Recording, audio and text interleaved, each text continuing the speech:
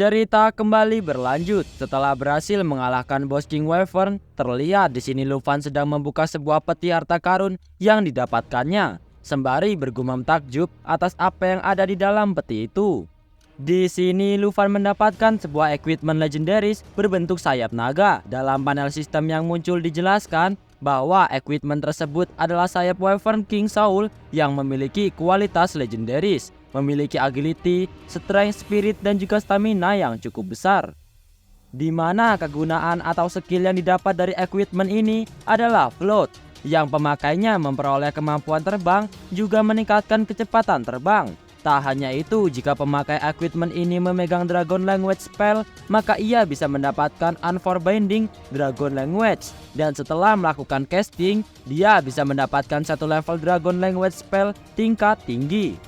Kemudian Luffy mendapatkan equipment keduanya bernama Dragon Riding Saddle dengan kualitas epic. Equipment ini adalah equipment untuk pet dengan persyaratan level 30 dan persyaratan ras yang mana hanya ras naga dan ras subnaga.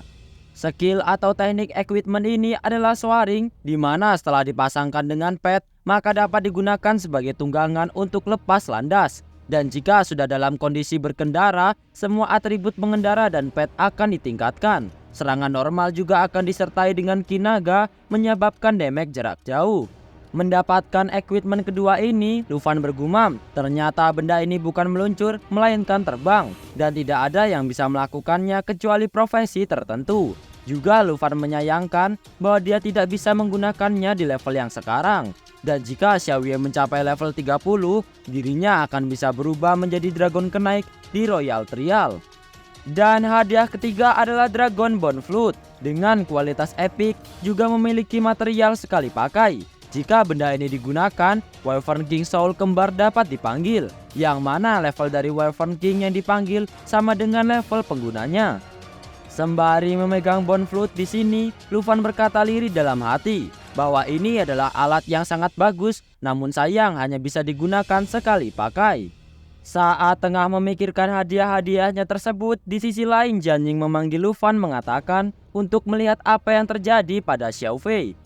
Terlihat di sini Xiao Fei mengeluarkan cahaya beraura hijau pada dadanya, dan dalam panel sistem yang muncul, Xiao Fei sedang mengaktifkan skill Source of Life-nya, di mana skill ini dapat menerapkan sumber kehidupan ke semua target rekan yang memulihkan kehidupan. Melihatnya, Luffy sedikit terkejut apa yang sedang terjadi pada Xiao Fei, dan terlihat kini bagaimana energi Source of Life Xiao Fei menyebar ke segala arah di sekitarnya, termasuk pada tumbuhan. Pada momen ini, Jianying dan Luffy sama-sama terkejut. Itu bisa dilihat dari mimik wajah yang ditampilkan oleh mereka, di mana Jianying bertanya kepada Luffy apakah Xiao Fei ingin menyembuhkan pohon raksasa itu. Namun Luffy meresponnya dengan menjelaskan bahwa sejauh yang dirinya tahu tentang skill Source of Life hanya bisa menyembuhkan target rekan, dan menebak mungkinkah itu berarti pohon suci Wyvern merupakan teman semasa hidupnya. Tak lama setelah itu terlihat bagaimana pohon suci ini perlahan tumbuh seperti tunas muda. Kembali Luffy mencoba menebak, mengatakan sepertinya Xiao Fei dapat berkomunikasi dengan pohon suci, yang mana merupakan penyangga untuk quest lanjutan penyelamatan pohon suci Wyvern. Dan Jianying dengan polosnya bertanya kepada Luffy apakah itu sama saja ia sedang memicu quest tersembunyi. Dalam panel sistem yang muncul dijelaskan, tunas muda yang tumbuh ini merupakan benih pohon suci yang merupakan item quest, di mana sebelumnya pohon suci Wyvern telah dihancurkan oleh Devil Devouring Dragon setelah antek-antek dari Helmut of the Abyss mengambil alih, membuat kekuatan suci perlahan mulai menghilang. Untuk menyelamatkan pohon suci yang telah layu, ia harus membunuh Devil Devouring Dragon di Helmut of the Abyss menggunakan benih yang dicelupkan ke dalam darahnya sebagai bukti, dan jika berhasil maka dia akan disukai oleh pemilik asli pohon suci Wyvern, Left Dragon, kebaikan dari segala sesuatu. Setelah itu Luffy mengambil benih pohon suci Wyvern sembari memikirkan apa yang tertulis dalam panel sistem yang muncul. Dirinya perlu membunuh Dragon King yang disebut Devouring Dragon di Helmut of the Abyss. Juga menebak bahwa level Dragon King jauh melampaui kesulitan Nightmare. Mungkin saja levelnya berada dalam 3 digit. Luffy juga memikirkan bahwa quest ini tidak ada batasan waktu untuk menyelesaikannya, sehingga ia berpikir bahwa akan menyelesaikannya jika telah mencapai level 60 stack 3. atau mungkin di level 90 stack 4. Tak lupa Lufan berterima kasih kepada Xiao Fei. Jika bukan karena dirinya, Lufan dan Jianying tidak akan tahu ada hidden quest untuk menyembuhkan pohon suci Wyvern, sembari mengusap-usap dagu Xiao Fei. Kemudian terlintas pikiran Lufan akan suatu hal, di mana Lufan ini berkata kepada Xiao Fei apakah dirinya bisa untuk memakan Bone Flute, membuat Jianying, Xiao Fei dan juga Xiao Ye diam kebingungan. Segera Lufan menjelaskan bahwa ia tidak sembarangan untuk menyuruh Xiao Fei memakan Bone Flute. Ia tahu Xiao Fei memiliki skill natural assimilation, yang mana dengan skill tersebut Xiao Fei dapat melahap, mengubah dan sifat peralatan untuk digunakan secara pribadi. Tapi juga ada sedikit keraguan apakah Xiao Fei benar bisa melahap peralatan dan menyuruh untuk melupakan apa yang baru saja ia katakan. Tapi tiba-tiba Xiao Fei memakan Bone Flute yang dipegang Lufan, membuat mereka semua terkejut. Di sini juga Jianying mengungkapkan keterkejutannya apakah benar Xiao Fei memiliki skill seperti itu, dan menggoda Lufan bahwa dirinya tidak sedang bercanda dengan item epic yaitu Xiao Fei. Namun setelah Xiao Fei memakan Bone Flute, muncul panel sistem di hadapan Lufan yang bertuliskan kontrak Emerald Dragon. Natural Assimilation Bone Flute of the Dragon King dapat memanggil jiwa Raja Naga Kembar, yang mana level raja itu sama dengan level penggunanya. Tak lama setelah itu muncul bayang besar di belakang Xiao Fei, yang ternyata itu adalah jiwa dari Dragon King. Dijelaskan di dalam panel memiliki level 18. Dengan skill Elemental Dragon Breath yang dapat mengembuskan energi elemental ke target, juga Soul Rush Dragon King menyerang dengan kecepatan tinggi, memberikan damage tajam pada target. Kemunculan Soul of the Dragon King ini berhasil membuat Jianying lagi-lagi terkejut bahwa monster boss yang telah dikalahkan sebelumnya sekarang malah berubah menjadi pemanggilan. Dan Lufan yang mengatakan walau Soul of the Dragon King ukurannya lebih kecil, tapi sekarang Xiao Fei memiliki pet sendiri. Setelah mengatakan demikian, Jianying bergumam dalam hati, apakah ini berarti Dragon Pet memiliki Dragon Pet? Sungguh Lufan sangat sulit untuk dimengerti. Melihat situasinya sudah lama berada dalam alam rahasia, segera Jianying mengajak Lufan untuk kembali pulang, jika tidak saudari Han akan khawatir. Mendengar ajakan tersebut, Lufan menyuruh Jianying untuk pergi pulang duluan karena masih ada yang harus ia lakukan. Terlihat urusan Lufan tersebut adalah mencari telur naga yang belum diambilnya. Waktu pun berlalu, kita sudah dibawa ke tempat Lufan beristirahat, yaitu Villa nomor 1 Akademi Longdu. Terlihat bagaimana di sini Lufan sedang mengatakan suatu hal penting kepada kedua Dragon Pet-nya tersebut. Selama ini Xiao Fei selalu diintimidasi Xiao Ye setiap hari. Apakah Xiao Ye ingin melihat Xiao Fei membalasnya suatu hari nanti? Tapi terlihat bagaimana perkataan Lufan ini sama sekali tidak dihiraukan, dan malah kedua Dragon Pet-nya berfokus pada telur berwarna biru di hadapannya. Walau tidak didengar, Lufan terus saja mengoceh memarahi Xiao Ye dengan mengatakan apakah dirinya mendengarnya, dan Lufan tahu bahwa Xiao Ye begitu bersemangat. Namun sebelum menjinakkan telur naga tersebut, Lufan berpesan untuk mereka semua haruslah akur. Di dalam Lufan menasehati kedua naganya ini, tiba-tiba muncul panel sistem bertuliskan telur naga Stellar Dragon berlevel yang belum diketahui. Tak lama kemudian Lufan ini mengaktifkan skill Dragon Taming yang dapat menjinakkan seekor naga. Tampak dalam mimik wajah yang ditampilkan Lufan, dirinya begitu bersemangat dan menyuruh Xiao Fei, Xiao Ye menebak jenis kelamin naga ketiganya itu. Tapi setelah melakukan Dragon Taming tersebut, tidak ada satupun reaksi yang terjadi, membuat semua yang menantikan kelahiran naga baru ini terdiam bingung. Sembari memeriksa panel sistem apa yang salah dengan skillnya tersebut, Lufan berkata lirih bahwa selama ini skill Dragon Tamingnya selalu berhasil dilakukan.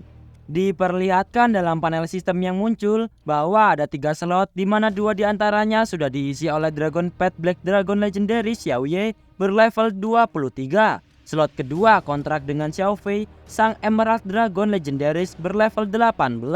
Dan slot ketiga masih terkunci yang hanya bisa dibuka saat kondisi Dragon Master. Menanggapi hal ini, Lufan tampak kesal, bergumam dalam hati. Saat ini dirinya hanya memiliki 2 slot Dragon Pet, di mana dia harus mencapai level 30 terlebih dahulu dan menyelesaikan perubahan kelas kedua untuk bisa membuka slot ketiga. Jabingan ini sia-sia. Begitulah Lufan mengumpat mengutarakan kekesalannya. Karena belum bisa menjinakkan telur naga stellar, Lufan menyuruh kedua Dragon Pet-nya untuk segera beristirahat. Disebabkan mereka tidak akan bisa melihat keluarga baru menetas malam itu juga dan berpikir harus pergi ke hutan laba-laba beracun untuk bisa naik level. Dengan imutnya, Xiao Fei dan Xiao Ye menanggapi Lufan dengan bahasa yang tidak bisa dimengerti, menambah kekesalan Lufan dengan berteriak untuk waktunya tidur. Di pagi harinya, seseorang mengetuk pintu kamar Lufan, mencoba membangunkannya. Ternyata itu adalah Putri Xinxiu dan juga Tao Zi. Masih dalam keadaan kantuknya, Lufan bertanya ada apa hingga pagi-pagi buta sudah membangunkannya. Dengan mimik wajah panik, Putri Xinxiu ini memberitahu Lufan untuk melihat sebuah postingan yang tersebar di seluruh Akademi Longdu, sembari menunjukkan tablet yang ia genggam. Masih dalam keadaan nyawa yang belum terkumpul, Lufan lantas mencoba melihat postingan yang dimaksud oleh Putri Xinxiu, sambil berkata bahwa ia membangunkannya hanya demi sebuah postingan. Tapi Putri Xinxiu menjelaskan bahwa postingan tersebut ditujukan kepada dirinya terkait dengan pengunduran diri di dalam ujian mahasiswa baru. Dan yang membuatnya heboh adalah postingan tersebut sudah menjadi trending hanya dalam waktu semalam saja. Dalam tablet yang dipegang Lufan, terlihat kolom komentar sudah penuh akan ketikan jari jemari netizen terkait dengan kelompok nomor 1 Lufan dan Jianying mengundurkan diri karena takut kalah. Kehebohan memang terjadi, di mana Lufan dan Jianying yang seharusnya melawan Jiang Fengyun dan Su Jin setelah mengalahkan Putri Jinzhu dan juga Tianzi batal dilakukan karena mengundurkan diri. Akun-akun tersebut berkomentar yang belum tentu kebenarannya dengan menduga-duga apa yang sebenarnya telah terjadi.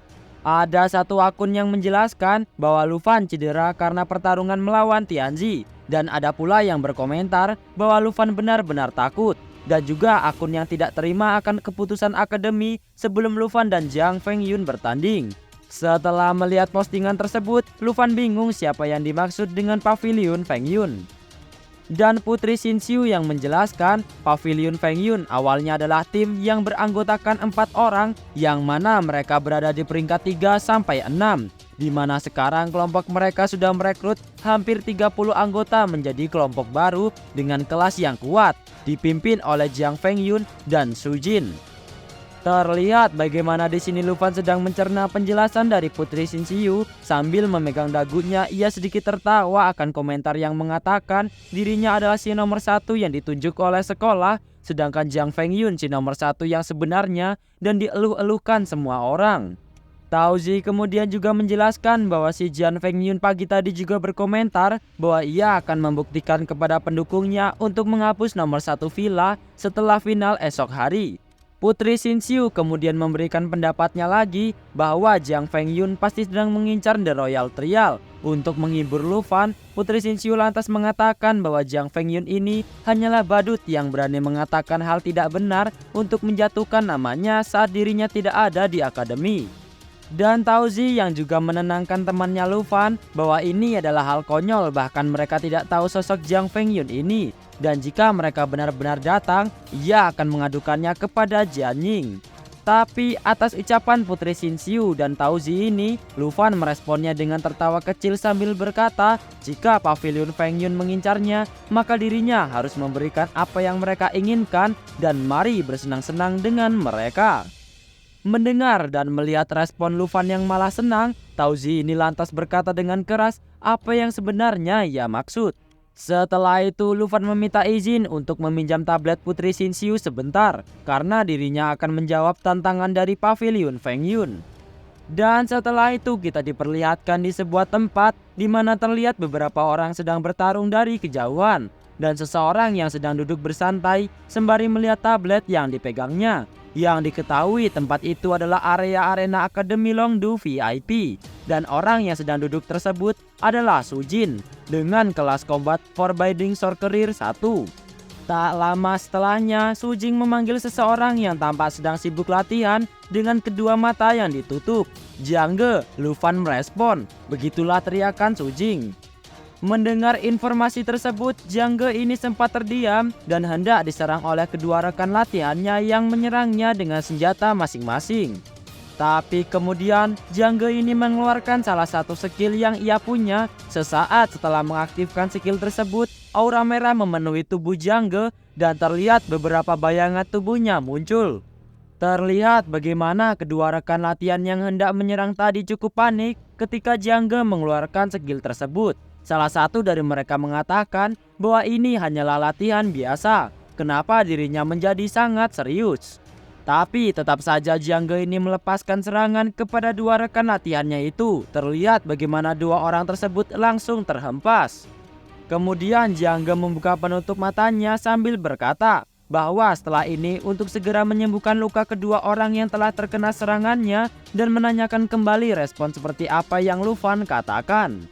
Ternyata orang ini adalah Jiang Fengyun dengan kelas Hidden Combat Shadow Warrior. Lantas Su Jin pun mendekat menunjukkan sebuah postingan di dalam tabletnya sambil berkata, sebaiknya dia melihatnya sendiri. Saat sedang membacanya, Jiang Fengyun ini sedikit tersenyum sembari mengatakan bahwa Lu Fan benar-benar orang yang sombong. Ia ingin menantang semua orang di dalam pavilion Fengyun, sungguh orang yang suka bicara besar. Tapi hal ini tidak terlalu dipikirkan Jiang Fengyun. Dengan sikap santai ia melempar tabletnya kembali kepada Su Jing sambil menyuruh untuk menanggapi postingan Lu Fan agar dia datang ke arena setelah acara finalnya besok. Terlihat bagaimana Su Jing sedikit ketakutan merespon apakah mereka benar akan bertanding dengan Lu Fan.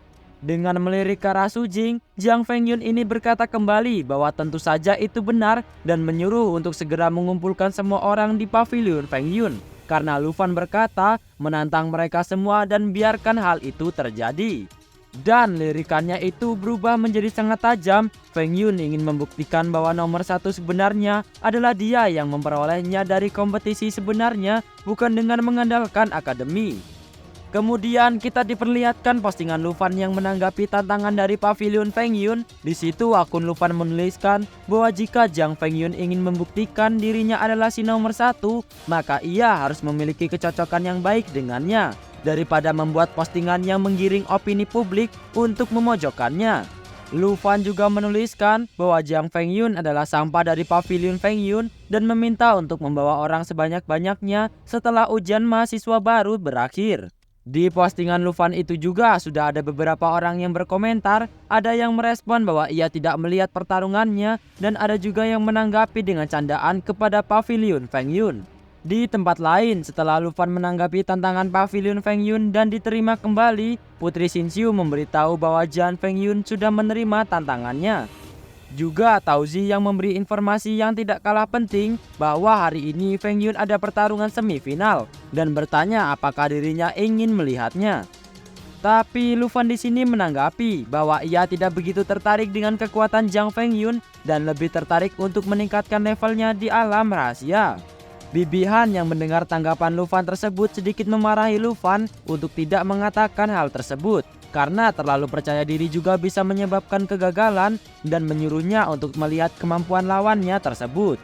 Tauzi yang sedang mengunyah makanan ini pun setuju akan perkataan yang diucapkan Bibi Han. Ia berpendapat Lu Fan harus muncul dan tampil. Mungkin saja pendukung Lu Fan lebih banyak dibandingkan jumlah pavilion Fengyun. Tapi Xinxiu kurang setuju akan ucapan dari Tauzi, karena jika Lu Fan ketahuan melihat pertandingan Fengyun terlebih dahulu, itu akan menimbulkan rumor yang tidak baik bagi Lu Fan di tengah-tengah berita perseteruan ini.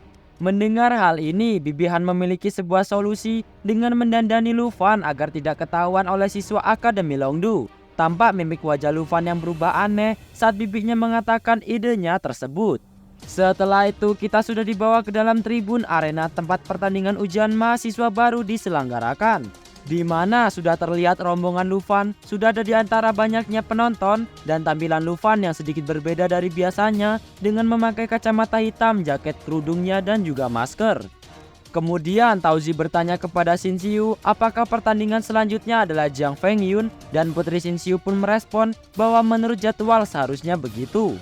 Sedangkan Bibi Han dengan lucunya bertanya kepada Lu Fan terkait dengan penampilannya. Bibi Han meyakinkan Lu Fan bahwa tidak akan ada orang yang mengenalinya berkat penyamaran yang diberikan olehnya. Tapi Lu Fan di sini hanya terdiam. Lantas terdengar suara reporter jalannya pertandingan mengumumkan bahwa pertandingannya akan segera dimulai. Tapi bersamaan juga tampak Lu Fan yang beranjak dari tempat duduknya. Di depan Bibihan dan Lufan duduk terlihat juga wakil kepala sekolah dan juga guru Guhan yang menonton pertandingan ini.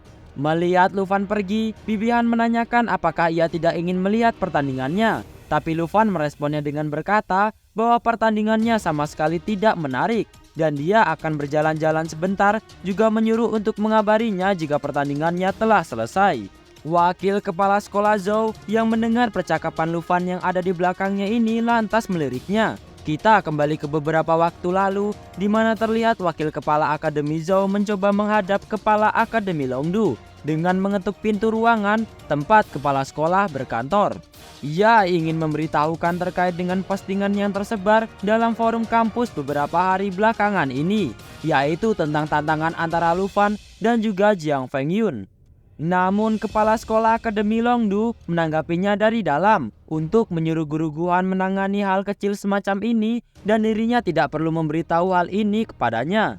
Tapi wakil kepala sekolah Zhou memiliki sebuah pendapat mengingat kekuatan yang dimiliki Lufan cukup besar agar kepala sekolah lah yang turun langsung menghentikan tantangan ini. Guru Zhou khawatir Lufan tidak menyadari kekuatan yang dimilikinya. Bahkan Tianzi pun sampai saat ini masih dirawat di rumah sakit karena bertarung melawan Lufan. Tapi kembali pernyataan wakil kepala sekolah Zhou ini tidak dihiraukan oleh kepala sekolah Akademi Longdu dan mencoba mengalihkan topik pembicaraan ke hal lain, yaitu terkait dengan pemeriksaan utusan khusus dari ibu kota Longdu yang akan datang dalam sebulan ini, memeriksa apakah Lufan sudah memenuhi syarat untuk mengikuti Royal Trial. Dan menenangkan wakil kepala Zhou untuk tidak terlalu memikirkannya perihal postingan tantangan tersebut dan lebih baik memikirkan. Belum kepala sekolah akademi ini menyelesaikan ucapannya, terlihat wakil kepala Zhou sudah terkejut dengan berkata, "Secepat itukah?" Kepala sekolah kemudian menanggapi lagi, karena jadwal Royal Trial dimajukan, maka pemeriksaannya pun juga maju. Lantas bertanya terkait dengan persiapan Lufan. Di sini kemudian Guru Zhou mengatakan perihal perkembangan Lufan bahwa ia akan menjalani perubahan kelas keduanya. Dan terkait pemeriksaannya, Guru Zhou menyuruh untuk tidak perlu mengkhawatirkan hal tersebut karena ia tahu orang yang akan melakukan pemeriksaannya, yaitu Xiang Qiong yang dikenal dengan kesombongannya, tapi jika terkait dengan pekerjaan, ia tidak akan mempersulit Lufan. Mendengar penjelasan Guru Zhou, kepala sekolah menanggapinya dengan hal tak terduga, di mana ia mengatakan bahwa Guru Zhou ini memiliki informasi yang sudah usang, di mana saat ini Xiang Xiong tidak lagi menjadi utusan ibu kota Longdu, melainkan orang yang bernama Ruan Changfeng.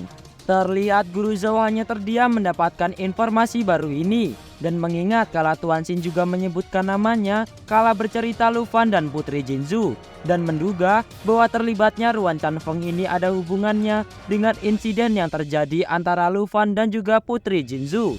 Menebak bahwa Ruan Changfeng pasti memiliki dendam pribadi terhadap Lufan. Kepala sekolah Akademi Longdu ini menjelaskan lagi bahwa Ruan Changfeng dulunya memiliki posisi yang tinggi, namun saat ini pangkatnya diturunkan dan menjadi seorang utusan ibu kota. Karena ucapannya tidak direspon oleh Guru Zhou, kepala sekolah ini bertanya kenapa dirinya hanya diam saja.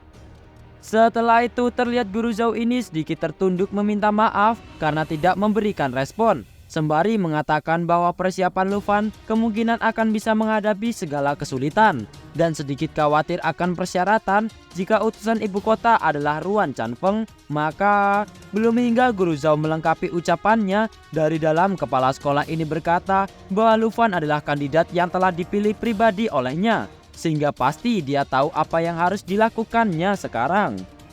Tanpa banyak berlama-lama lagi menghadap, Guru Zhou lantas pergi dan mengatakan bahwa ia akan mencari lebih banyak sumber daya untuk membantu Lufan mencapai perubahan kelas 2 secepatnya untuk menutupi kekurangan levelnya, dan bertanya apakah kepala sekolah akan melihat pertarungan Lufan dan Jiang Fengyun esok hari.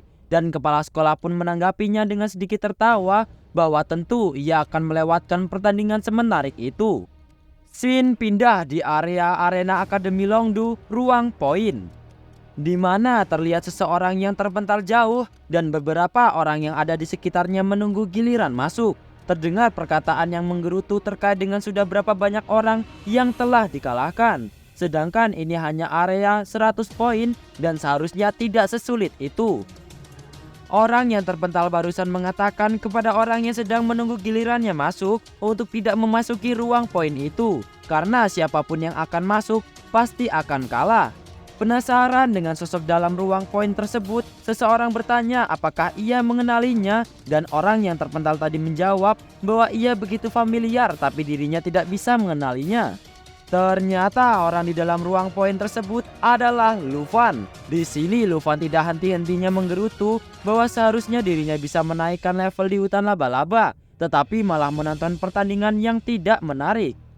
Tak lama seseorang penantang datang lagi memasuki ruang poin, dan sosok penantangnya kali ini adalah seorang wanita cantik dengan gaun hitam seksi yang dikenakannya. Sembari tersenyum kepada Lufan, wanita ini bertanya apakah dirinya memiliki waktu untuk bertanding. Wow. Baiklah, segini dulu video pada hari ini. Terima kasih buat teman-teman yang selalu menonton video Mimin sampai akhir. Dan Mimin minta maaf jika ada salah kata atau pengucapan dalam video. Mimin akhiri. Sampai jumpa.